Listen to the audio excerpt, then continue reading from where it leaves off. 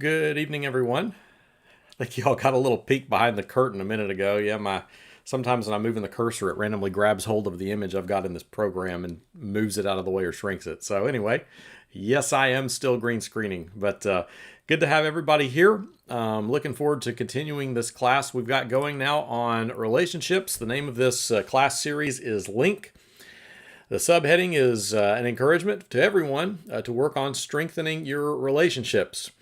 Now, on the one hand, sometimes that's been especially hard because of our lack of ability to be in person with people. I know wearing masks is less than desirable for all of us, and it's hard to read facial expressions when you've only got the eyes to work with.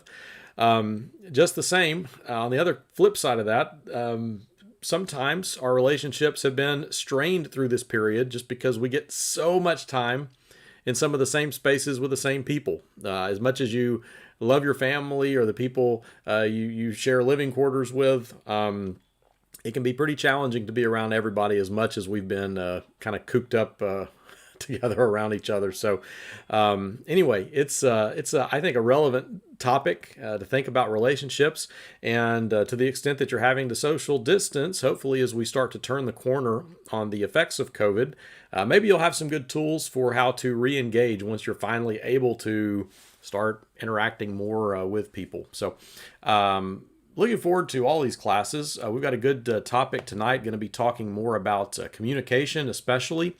Also want to remind everybody on the screen, you see that link rmd.at/kcmidweek. I attempted on my phone here a minute ago to type that out and post that as a comment. So you'll see a comment from the church. That's me typing.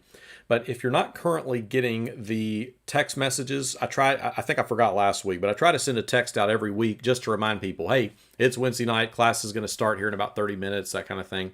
So if you're like me, I have a really hard time staying on a schedule when I'm at my house. I've got 2 or 3 different alarms that start going off when it's close for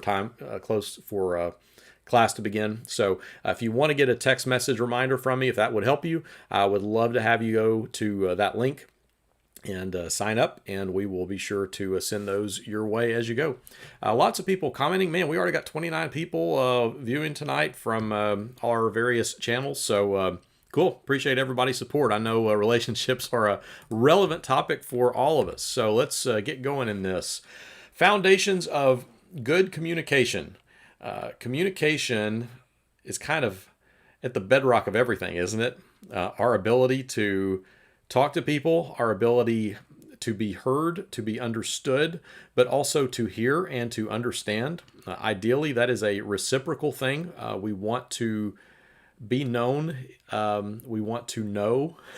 So there's a lot to communicating that really does help us to connect with people. Oh, there you go. So thank you for the nice plug for the text messages, Kathy. I forgot it was Wednesday until I got the reminder. So yeah, those reminders, they help. They do help.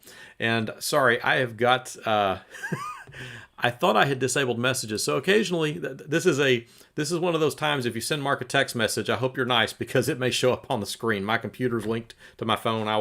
After we're done, I will try to remember to go in and disable those settings again. But I upgraded my operating system a few days ago, and I've been getting the text messages back on the screen again. So be very thoughtful about what you text me right now. Actually, what that text was about, I sent a survey out earlier today, attempted to send an email to everyone in our database who's listed as a church member. So if you're a member, hopefully you got a survey from me. It's relative to the Bible classes, life groups we're getting ready to launch in February. We're trying to make sure we got our plans in order, logistically speaking, and also just like hearing ideas from you. And I've just been thrilled. I think so far 30 people. I mean, it didn't take any time at all. I think 30 people filled it out. A good wide age range. And man, you guys have been really nice. As much stress as we've all been under, I'm always kind of expecting a few people are going to take a few shots at the preacher or the elders or whatever because they can kind of get away with it, with a survey. But everybody's been super nice. So I appreciate that. It says good things about you. And we appreciate the encouragement, the ideas, and also the information. So we know how to plan. We want to make sure we have adequate things in place for everyone. moving along here, Foundations of Good Communication. I just picked this book up a few days ago, and I'm looking forward to working through it. I will say this book by R.D. Laing, Knots, came out, published in 1970, I believe. 1970. This guy is a fairly popular psychiatrist.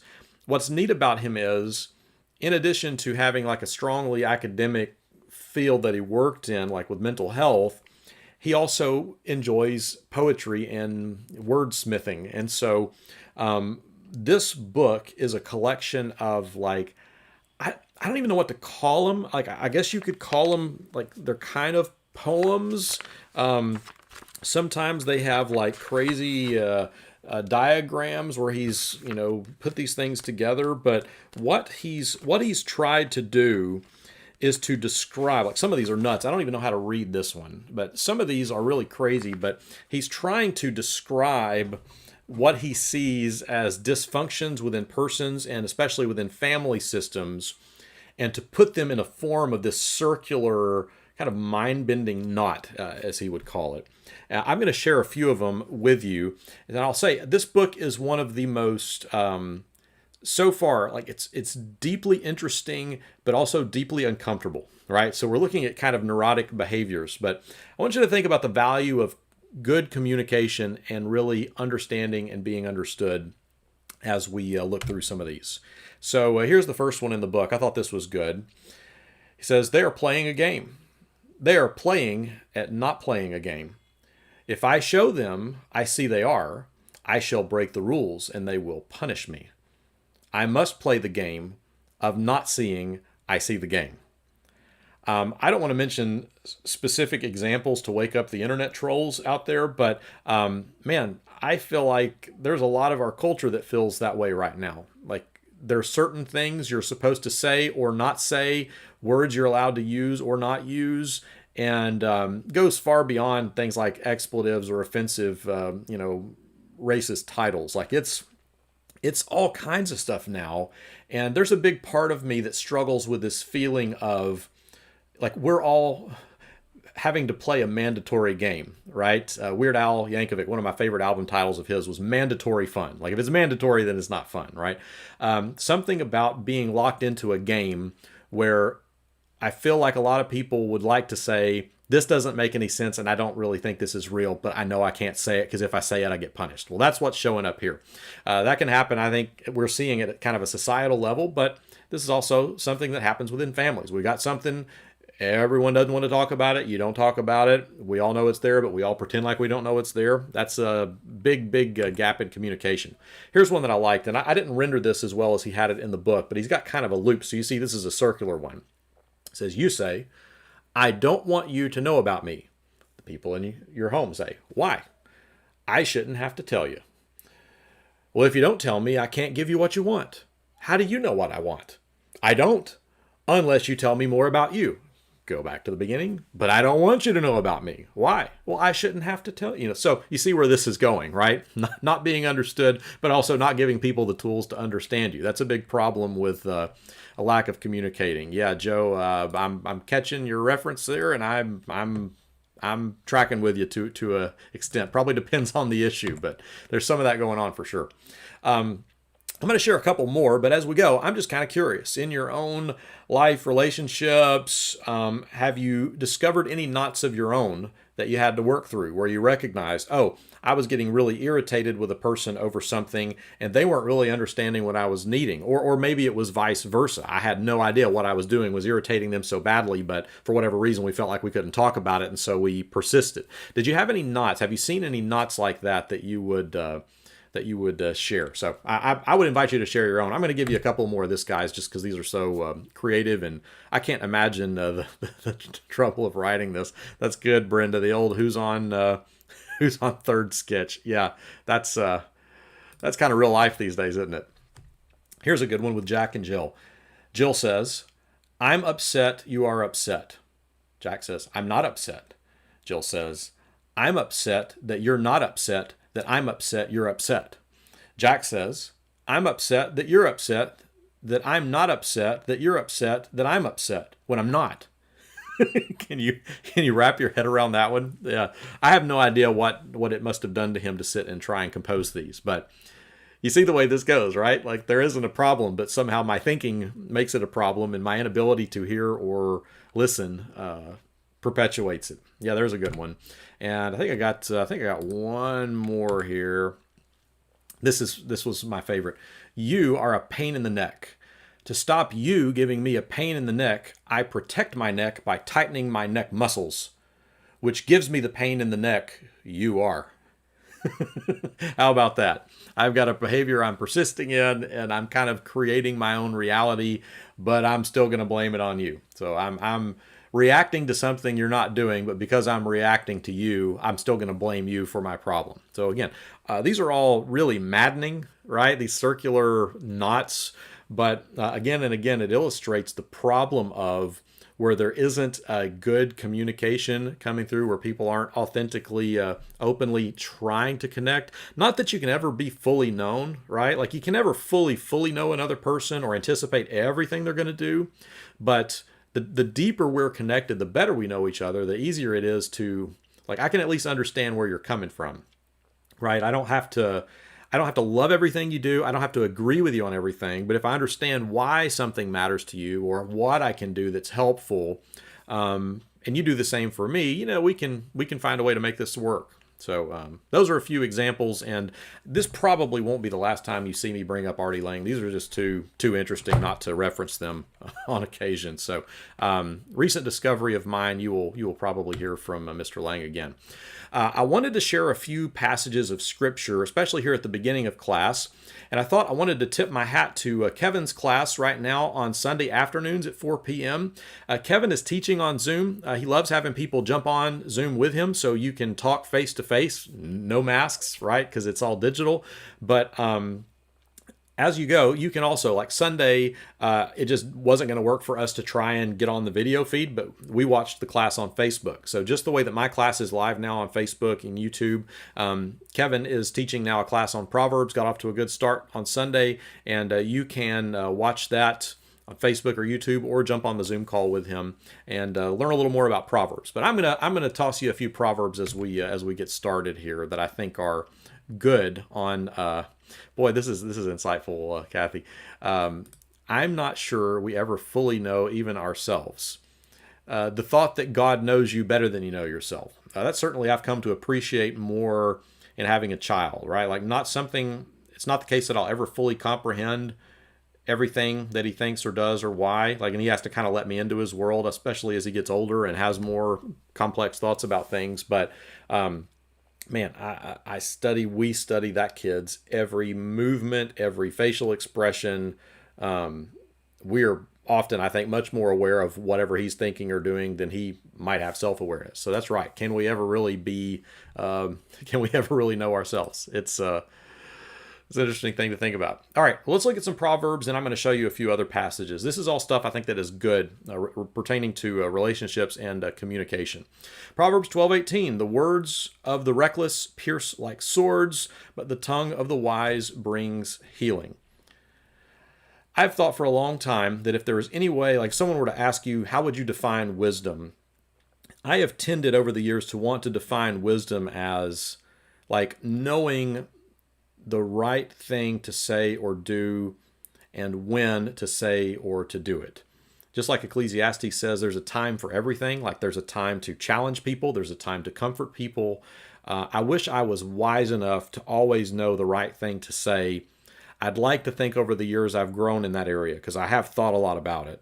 But the wisdom of what to say, how to say it, the tongue of the wise can be a source of healing for people, whereas someone who's reckless, you just never know how you're going to cut people with your words. I know I've had to apologize on more than one occasion for something that I totally wasn't intending to offend anyone with or direct at anyone. Sometimes this is an interesting thing about preaching. Every once in a while, I'll have someone come up and say, man, you did such a good job of saying such and such and such and such. And I'm thinking to myself, that wasn't the point I was trying to make at all. That's what you got, but that wasn't what I was trying to say. So we got to be really careful with our words because words have consequences, don't they? And we can either the consequences can be good, right? We can heal people, or we can cut people with the things that we say. Proverbs 18:2, fools find no pleasure in understanding, but delight in airing their own opinions. We've all known that person that just loves to hear themselves talk, who really doesn't have much to say that anyone wants to hear. And I think there's something related to those two ends, right? Like the more you talk, the less people sometimes want to hear you talk. I try to be mindful of that when I think about, finishing lessons in a timely fashion. Nobody minds a good sermon that goes a little long. Nobody wants to hear me talk for an hour and a half on any topic if you showed up expecting 25 minutes. Got to be careful about airing too many of your own opinions. Proverbs 18:13, to answer before listening, that is folly and shame. Certainly true in relationships, isn't it? It's one thing to be in a heated discussion, but still trying to hear each other. Like, I feel tense right now, but help me understand this, and I want to hear you. It's another thing to be engaged in such a way that I'm not even listening to what you're saying because I'm working on my counterpunch, right? Like, I'm not going to hit you, but I'm going to say something harsh to you, or I'm going to try and expose the weakness in your thinking, or whatever it is you're saying, and all I'm listening for is just enough to make a counterattack, but I'm not really trying to hear you, Hearing and actually listening are not always the same thing. But I think that's a wise one there. Francis Schaeffer calls it back behind our eyes where we live. That's good, Joe. And we do live there. Not always easy to be known there. Proverbs 10:19, sin is not ended by multiplying words, but the prudent hold their tongues. Y'all ever gotten in a situation where you realized you were digging a hole and you felt like you just couldn't stop your mouth from talking, but the more you talk, the deeper you dig? That happens, right? Sin is not ended by multiplying words. Where there's a problem, listening is often a better response than increasing our amount of talking. Sometimes we need to hear more to understand, and if I'm talking more aggressively, I'm probably listening less. Another proverb, anxiety weighs down the heart, but a kind word cheers it up. There were 2 or 3 proverbs similar to this one I thought about pulling from. I thought this one was sufficient. But when you have anxiety, it's easy to get discouraged. But it's amazing how just a few words from the right person can really get you in a better path, help you feel better about things, help you reframe what you're going through. Very helpful. So here are some other passages from a few other places. Here's James chapter 1. This is one we all know. My dear brothers and sisters, take note of this. Everyone should be quick to listen. So you listen quickly, but slow to speak and slow to become angry. We want to get the right modifiers with the right words there, right? Be anxious to listen. Hear people out enthusiastically, willingly. Be really careful before you respond. Be really careful before you let your temper start to flare. And by the way, I have been an advocate of this for years. I personally don't think that losing your temper is even a real thing. I think at some point we may act in unrestrained and crazy ways, but I do think we're always in control of our actions. And my counter example is, no matter how angry I felt, if someone pointed a gun at my head and said, sit there calmly and don't you move a muscle and smile at me, like, I would find a way to do it, right? Like if I were under threat. So this business about, I can't help it, I just lose my temper. No, you don't. You're just acting spoiled, and you're not putting the efforts into learning to restrain yourself. And I don't pretend that's easy. I don't pretend that some situations aren't super frustrating. I don't always have an easy time with that. Certainly not under the quarantine stuff. I've really struggled a lot with being a little edgier, a little less patient, but just the same, we all still have to own our own actions and what we do. So we should, finding our temper more accurate. Very good. Thank you, Brenda. I like that. Let's be careful about finding our temper. But we have choice. We do have a choice in the matter. Another passage, I think just got 1 or 2 more. 4:29 from Ephesians. Don't let any unwholesome talk come out of your mouths, but only what is helpful for building others up according to their needs, that it may benefit those who listen. This is for me, foundational concept in how I've tried to organize short-term mission trips. If we're going to go to all the trouble and expense of bringing a bunch of people to a foreign country to help a small group of Christians there, I really need to pay attention to what do those Christians down there actually need from us? What do they think would be helpful? Not what do I want to do when I go, but what do they actually want us to do when we come? And I want it to be according to their needs, to quote Ephesians. If whatever I do, I want it to be according to their needs so that whatever we've done will genuinely benefit those who've received our actions. But this is certainly true of words. By really listening well, by trying to be wholesome and uplifting, I can be wise. I talked about wisdom, kind of knowing the right word to say and when to say it. By listening well, it's like kind of really pausing to aim, right? Like you're really trying to look at what your target is. By listening well, we have a better chance of hitting it. Then Ephesians 4:15, instead, speaking the truth in love, we will grow to become in every respect the mature body of him who is the head, that is Christ. Certainly there are some things going on here that are a bit more of an evangelistic type direction. So this isn't a passage that's purely about like relationships, but something about speaking the truth in love that's very important. I have a friend who was studying he was working on a master's degree in counseling, and he gave me this quote. I don't know where it comes from, but he said, love without truth is hypocrisy.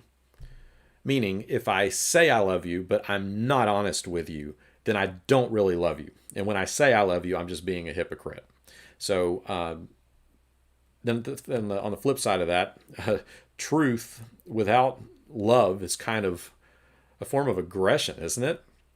Like, I'm willing to give you the truth, but I won't love you. You know, the people who kind of say, well, I don't care how people respond. I told them what they ought to think. If they got a problem with reality, and that's all, like, no, you can actually be really loving and gentle as you tell someone something that's hard to hear. And as I'm trying to reach people on behalf of the truth, which I think that's what we're doing for Christ, I should care enough that I'm willing to slow down and try to say things in a way that I will be heard, that I'll be understood, but also that you'll be able to receive, or at least feel a real connection. Like, I care about you, even as I'm telling you this thing you don't want to hear. So speaking the truth in love, not an easy balance, but an important balance that is worthy of our best efforts, I believe.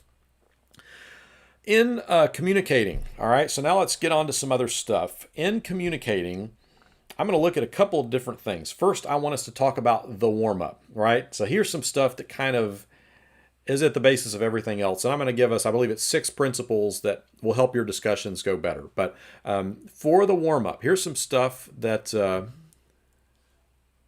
who is that voice?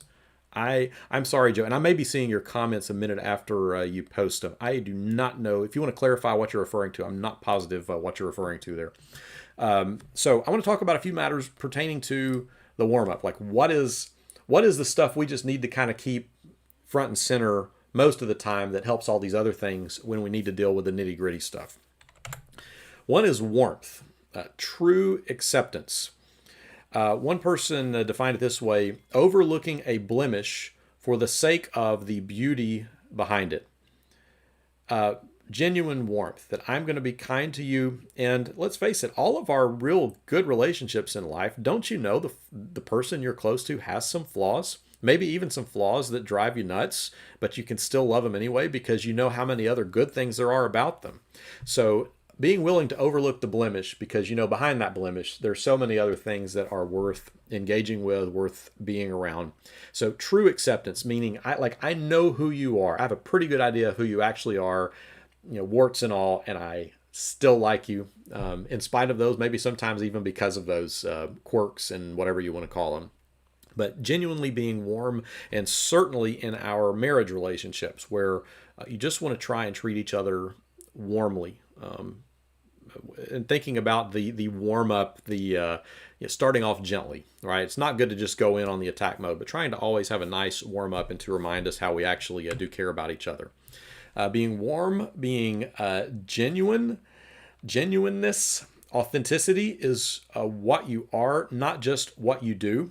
Some people like to emphasize more the level of actions. Well, as long as I did this thing really well, I don't care how you feel about me. As long as I performed the task the way you wanted it done, what do you care if I'm nice or not? But in relationships, it's not the case that you can just say, as long as a person does some good stuff, if they are cold and make you feel uncomfortable in some avoidable ways, it kind of all the above matter. So authenticity, it is a matter of what you do, but it's also kind of who you are and what you're like. What is your presence like with the people that you're trying to reach out to or working with? So these are things that are expressed in your tone, your nonverbal behavior, your eyes, and your posture. These are all things that are pretty significant.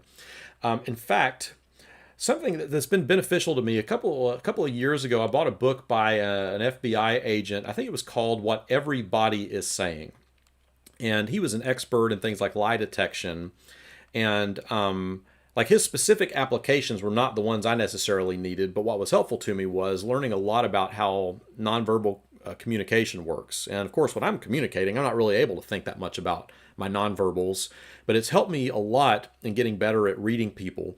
And I'll give you this tip. This was helpful to me. He says that the most dishonest part of a person's body is actually their face.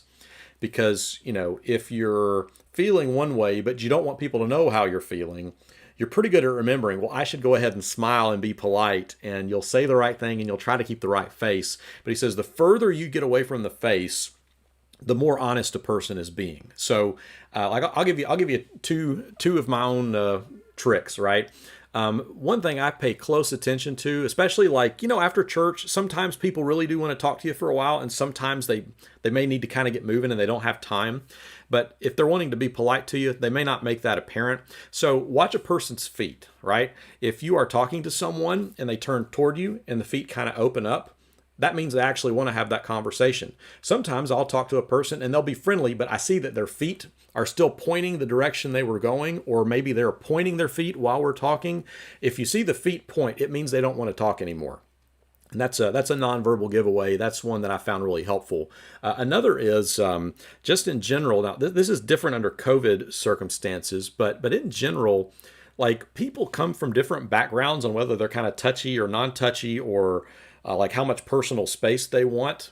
And like to kind of gauge how comfortable with you a person is, sometimes what you can do is like when you meet them or approach them, like I'll do this especially if I'm like greeting a visitor or someone I don't really know. As I first greet them, I will sometimes move in a bit closer than what I would usually stand to a person just in conversation. So I'll kind of invade what I think might be their bubble, and then I will immediately pull back after I've greeted them further than I would normally be engaged, and they will usually readjust at that point. So either after you've pulled away, they might pull a little bit back in, or they might just keep that distance. And it's given me, I think it's a helpful way to kind of gauge like how much personal space does someone need, and then also, is this person feeling comfortable enough with me that I could have more of a real conversation, or are they keeping me at a little bigger distance? But those are two things that I frankly do pretty routinely, and it's been helpful to me to read that. But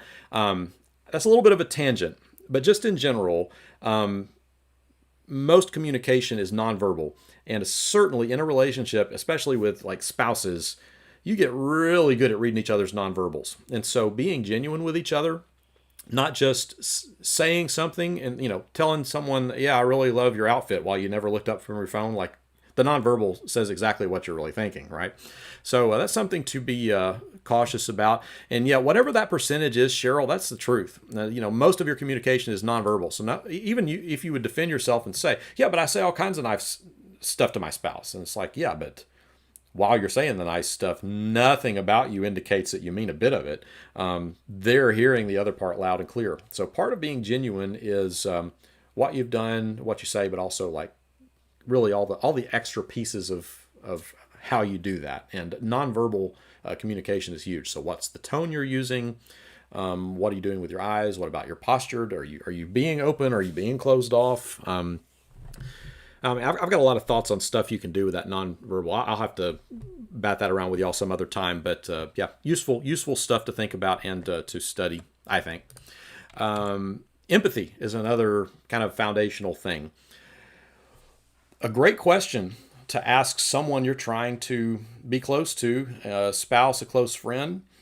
What's it like to be you right now? Like, hey, I hadn't got to talk to you in a few weeks, so what's been going on in your world? What's it like to be you? Like, what's something that's easy for you? What's something that's challenging for you. But that's a great question. What is it like to be him or her right now? And you can think about that in your head, but you'll never know it as well from your head as you would if you just ask them, like, how's it going? What is it like to be you? And also, specifically, how is your perspective on this different than my perspective? And I, off the top of my head, am not coming up with great stories, but thinking of my own marriage, I'm like, there have been several times where it was like, once I understood her angle on something, I understood, even though, like, to me, this is a totally fine behavior or a fine path of action, but for her, she wasn't okay with it. And like, rather than just saying, oh, quit being that way, like, if you take the time to hear the other person out, believe it or not, most people do things that make sense to them. And I know we all like to think the world is crazy, but a lot of the things people do, if you had been in their environment, grown up in their environment, or around the people that they're around, people do things that make sense to them. And if you were to get to know them, you might not agree with them, but you would probably be able to see A leads to B leads to C, and that's how they reach this conclusion. So think about trying on someone else's shoes. How can I get to know them? So that's a great question for empathy. What's it like to be you right now? Tell me about that. I also want to just pause and mention we are, if you're kind of just joining in class a few minutes now, we've got several people on tonight. We are here every Wednesday night at 7 p.m. For the next several weeks, we're going to be talking more about relationships. And if you are benefiting from this content, if you like this content, I would invite you to like our page, maybe follow our YouTube page. But we're live both on Facebook and on YouTube. So whether you're watching it on a device or on a desktop, or you can pull it up on a smart TV or Apple TV, Roku, whatever. But we're live in all these formats and would appreciate your support and would love to have you tune in anytime. I wanted to reference that as we transition to this next section.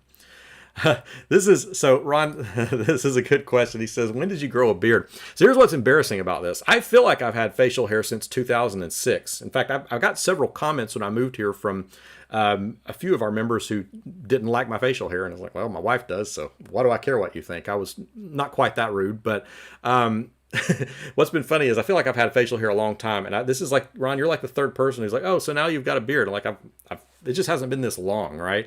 No, it's been kind of chilly the last few days. I normally trim it about every 2 weeks. And when I trim it really, really close, but it's still going. And I'm kind of, I don't know, it's been chilly.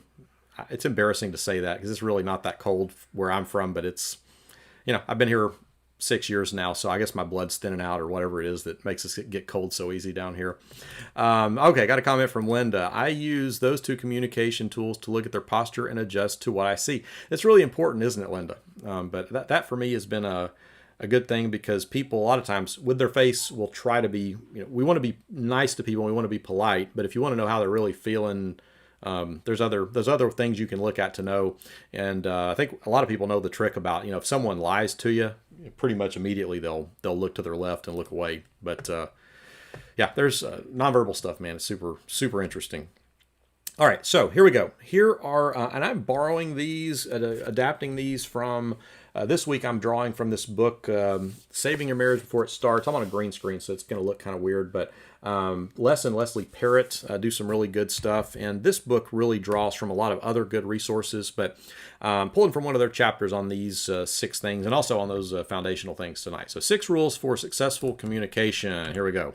Number 1, make I statements, not you statements. This is also a way that you can have a gentler approach. If I have a real problem with something you're doing, if you can frame it talking about yourself and what it's like to be you, it'll go over more smoothly than if you start off with the word you. And one of the problems is when we use the word you, one of our great tendencies is to ascribe motives to people. So you always do this because you just think such and such. And you don't know what they think. I mean, you have maybe an educated guess, but you may be totally off. So one approach, I recommend this a lot when I do counseling with people, but someone gave me this thing and they kind of laid it out as an ABC approach. And letter A is, here's the action. So here's what's going on. Letter B is, here's how I feel when that happens. And letter C is, here is what I would like from you. So this is what's going on. This is how I feel about it. and could you please do such and such? So if you have a problem with someone in your life, you could say, hey, and this is not an accusatory thing. Hey, sometimes I've noticed that you're doing this in this way. I'm not trying to, thinking to the side here. I'm not telling you why you're doing it. I'm not explaining your motives to you. I'm just saying, here's a behavior that is occurring. When that happens, this is what I feel, right? So I saw you do that, and I got really frustrated because, maybe it's a big elaborate reason, or maybe it's just a simple little naggy thing. But when this happens, this is how I feel. Could you please do such and such instead? And that's a nice step because it's productive rather than just, you're so annoying. It's, here's what's bothering me, and here's how I think we might could fix it. Can we talk about changing something to make this work better for both of us? Start off with I statements. Talk about yourself and your perspective, and have the humility to acknowledge you don't really have their perspective or know exactly why they do what they do. Reflective listening.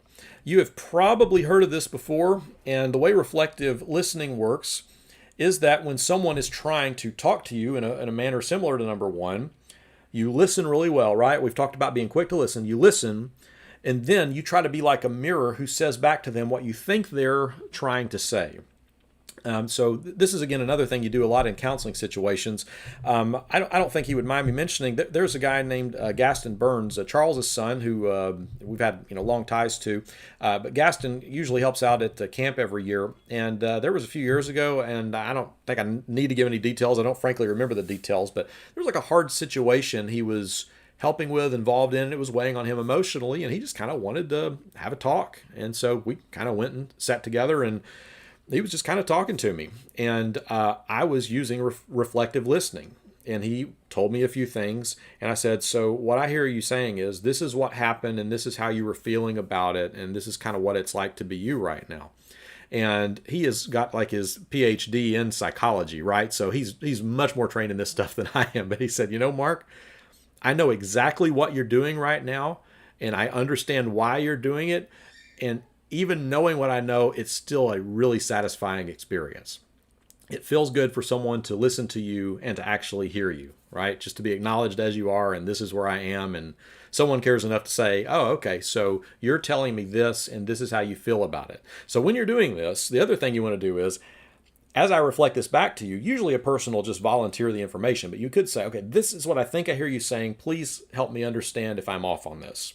And the goal being that I can describe to you what you're feeling in such a way that I can tell it to someone else, and you would say, yeah, you got it. You get me. You understand. So reflective listening is a really good way to actually hear each other out, and you can take turns with it, but a very, very important thing for listening well.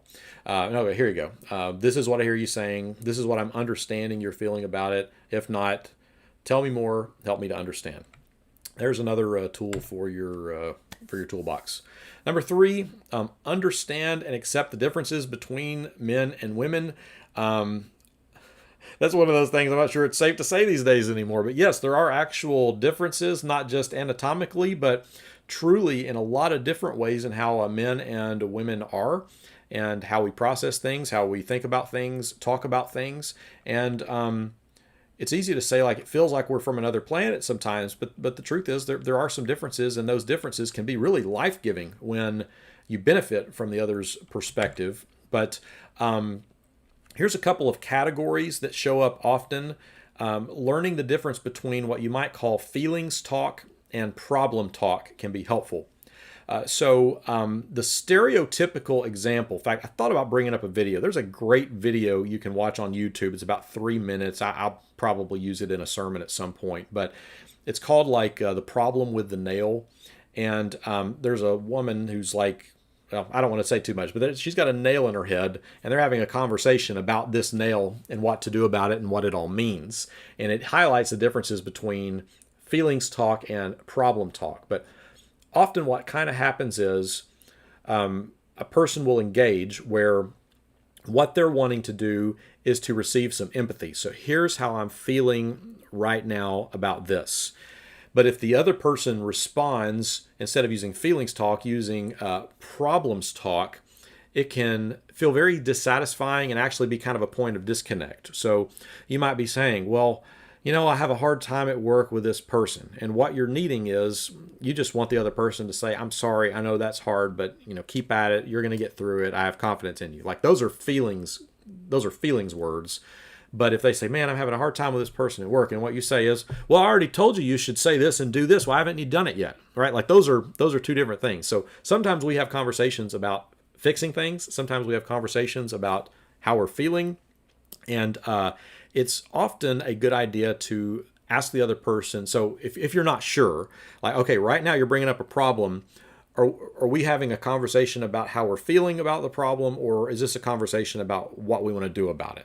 And it's okay to kind of decide which direction you're trying to go as you talk. But knowing the difference between feelings talk and problem talk is a useful thing to point out. And here's another one, number 4, apologize sincerely when necessary. You don't want insincere apologies. We've been talking about the problem with not being genuine with each other, right? So you want to be genuine. You don't want fake apologies. There's ways these can get used badly, right? Like sometimes you can be trying so hard to make peace that you'll apologize for something you aren't sorry for that you didn't actually do wrong, right? And that can kind of perpetuate a negative behavior, right? But there are other ways people can use apologies passive aggressively. Well, I'm sorry you get mad, but so when we apologize, we want to make sure it's a real thing. But whenever there's something that's been taken the wrong way, be willing to say, hey, I did this. I'm seeing how it's gone over, or seeing how you feel about it. I wish I would have done something else.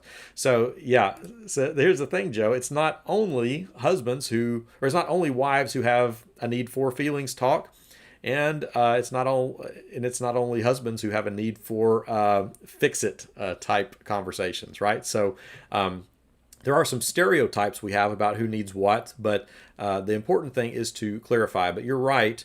And I'll just say, this is another thing I draw, Joe, from basic counseling skills. But it is the case that most people who go to talk to someone about a problem are capable of solving their own problem. It has been, it is really rare when I'm talking to someone about a hard situation in their life that I propose solutions for them, because they've either thought of my solution already or they've tried it already. So when you're talking to another person, the only true expert in the room on that other person is the person themselves. And so by reflective listening, by trying to hear them out, by giving them space, a lot of the time people will be able to solve their own problems just by talking about them and being able to kind of organize their thoughts or prioritize what matters to them most.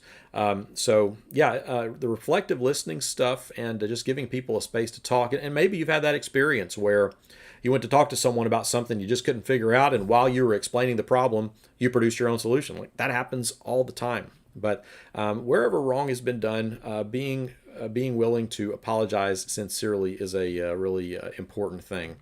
All right, got some good comments coming in, and appreciate all those. Here's a good one. Quote from Will Ferrell, so you know it'll be wise. Before you get married, ask yourself, is this the person you want to watch stare at their phone the rest of your life? I loved that quote. That is kind of the modern shape of things, right? That leads us to the next principle. Is this the person I want to watch stare at their phone the rest of my life? No teching when you're connecting. When you are trying to have family time, intimate time, it is really important that you don't invite distractions into those moments. Smartphones have been a hard thing to get a hang of. Frankly, I'll say I think the 24-hour cable news cycles have also been, like, we're all focused now on the smartphones. I think it's a huge problem that we've got people who sit at their houses for 12 hours a day watching their favorite news network and just getting really anxious and riled up about things all the time. But especially when you're trying to connect with another human being, there have got to be some spaces where the phones don't go. And I am at the point now where, like a few years ago, again, we didn't know what smartphones were going to do to us till we started using them. But like, I used to sleep with my smartphone beside my bed. If I woke up at 2 or 3 in the morning, it was not even a conscious thought. I just grabbed it and got on Facebook and, clicking notifications and off you go. But I know we've gotten really intentional about, I would prefer to actually leave my phone in another room entirely at night when I sleep, but I feel like safety security is probably good to have it in the room, but we keep our phones not anywhere near our nightstands or beds just so we can't immediately start checking social media or distracting ourselves with them. It's like, if it's time to sleep, it's time to sleep, and I don't need to invite the distraction. But also, if you're trying to have any other meaningful connections with each other, and you've got a phone that keeps going off, or text messages, or whatever it is, I've really gotten to the point where I do that a lot. Like, Tuesdays are my days off, and I just generally don't even keep my phone near me if I'm at home, and it'll be in the other room, because if it's near me, I'll go into productivity mode or start engaging people or whatever. And it's like, hey, if this is my day to pull back, you got to have some times where you're not doing tech stuff. And so that's one way to do it. Oh man, we got some good thoughts coming in. Sarah, I appreciate this. I enjoyed that Enneagram class we did with Faith Builders a lot. The Enneagram is like a personality assessment that's got a really good spiritual growth component.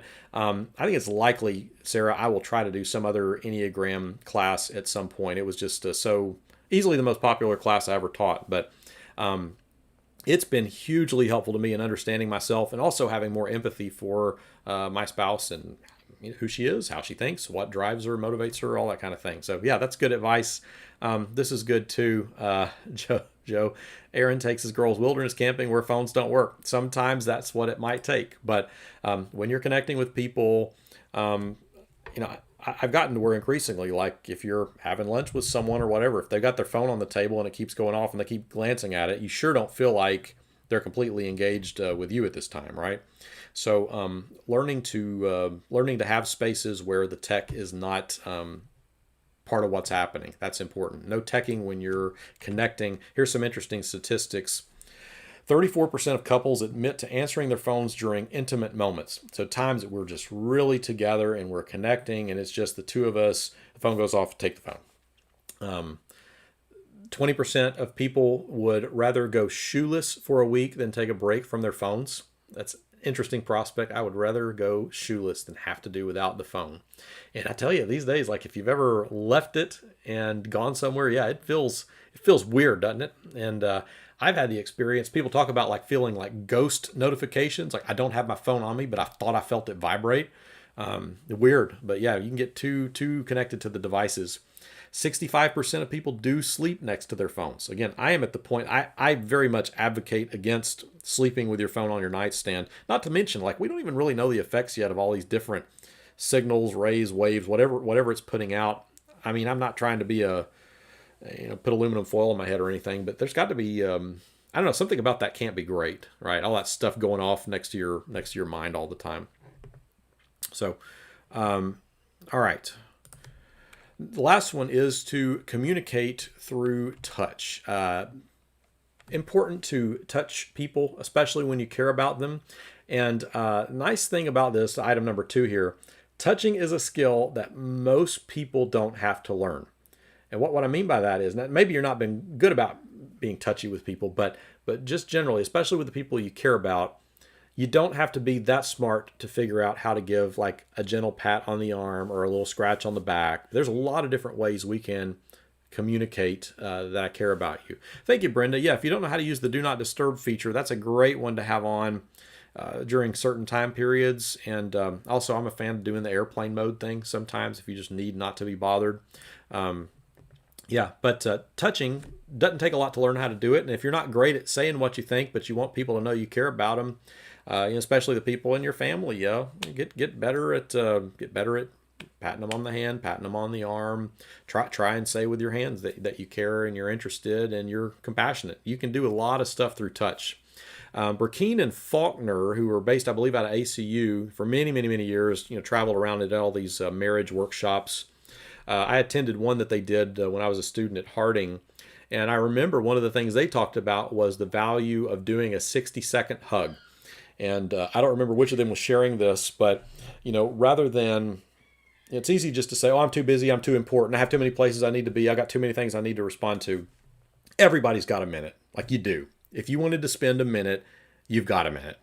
And what they advocate for is, hey, maybe you are super busy, but getting to work at, 7:55 as opposed to 7:56 isn't going to ruin your day. So stop and for 1 full minute, just kind of hold on to each other and stand there and rock or whatever it is, but really engage in touch. And I remember he's an advocate for especially skin on skin contact. Would say just make sure there's like you feel skin and skin, something about that connection is very special. Part of this, it's also interesting to note, like talking about your own household. Was your family high contact or low contact? Some families are really hands-on, kiss on the cheek, hug all the time. Some families are a lot more standoffish, and based on what you grew up with, probably determines a lot about how you think that ought to be. But that's a conversation worth having. What was it like for you? Were you guys high contact or low contact? And what kind of contact makes you feel cherished and loved? That's important. So those are our big 6 for now. I would say if you find any of this content useful, I would encourage you to go ahead and hopefully, especially if you're on Facebook, there is a share button where you could just share this class so that your friends would have access to it. And we would appreciate that. But at least give us a like or a comment, and like our Facebook fan page, and would encourage you to follow or subscribe to our YouTube channel. Since we've been doing the online worship services, especially during COVID, that number on YouTube has bumped up quite a bit. Still, just about 167, but we haven't really pushed it that hard. And I've been so pleased how many people have been tuning in, paying attention, and that's been a great thing. Right now, I can see we got 35 people or households who are viewing, so that's a great number who are tuning in with us. Again, if you are wanting to get text reminders of when these Wednesday night classes are going to happen, especially, you can always opt out of them if you just want to be here for this class and then you're not wanting to check in later. I don't take any offense to that, but rmd.at/kcmidweek, one of the first comments in this video on Facebook, at least if you scroll up, you can see where I posted that as a link if you want to click it, but would love to have you subscribe to get notifications if you would like to be reminded when we're going to go live. Danielle, I appreciate the affirmation, and glad you are here and hope you enjoyed it. Just in general, if you have questions, right now while we're doing relationship stuff, I've got some definite topics I plan to address, but maybe you've got one that you just really wish I would talk about, or some dilemma or something you just are really concerned about right now with people's relationships.